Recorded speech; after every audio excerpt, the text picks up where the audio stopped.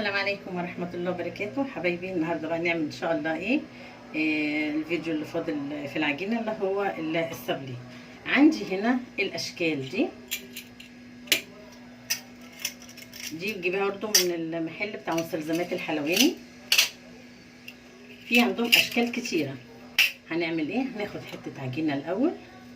بسم الله الرحمن الرحيم. نيجي هنا نعملها كده عشان تاخد الشكل بتاعها اهي. خلاص، ونروح مخرمينها كده عشان ما تنفش معانا. ناخد حته كمان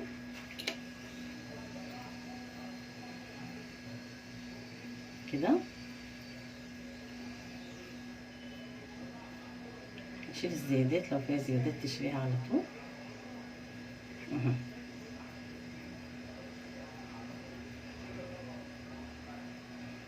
شايفه خدت الشكل بتاعها. هنخرمها كده وبرده نرصها.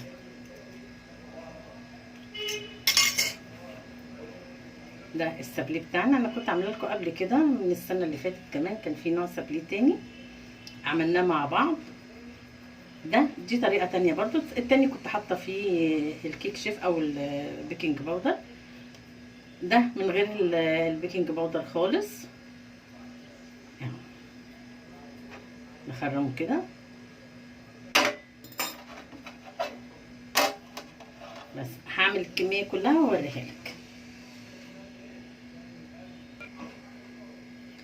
خلصت الكميه كلها اهي. هدخلها الفرن وان شاء الله ما تطلع هوريكي بقى هنحشيها ازاي.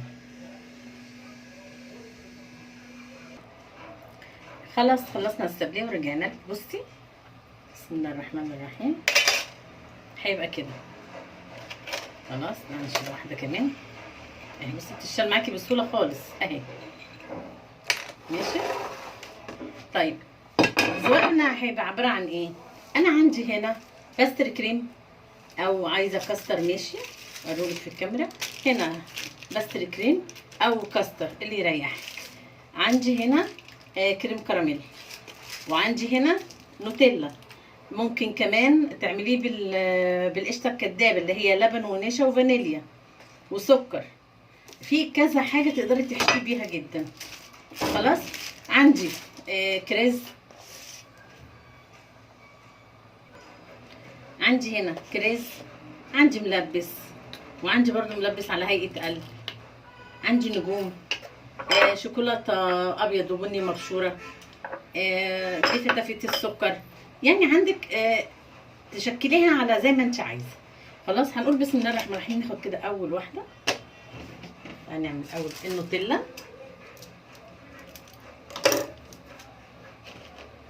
بس هنحط النوتيلا هنا. بسم الله الرحمن الرحيم.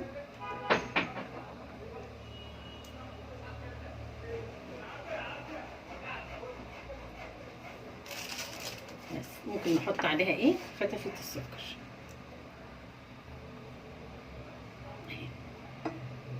تعالي ناخد حاجه تانية.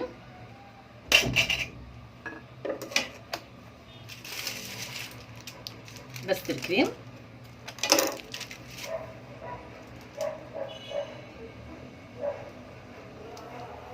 اهو، وممكن برضو نحط عليه فتافيت السكر. خلاص.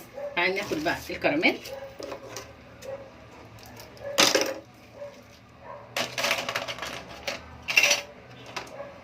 هناخد دي اهي.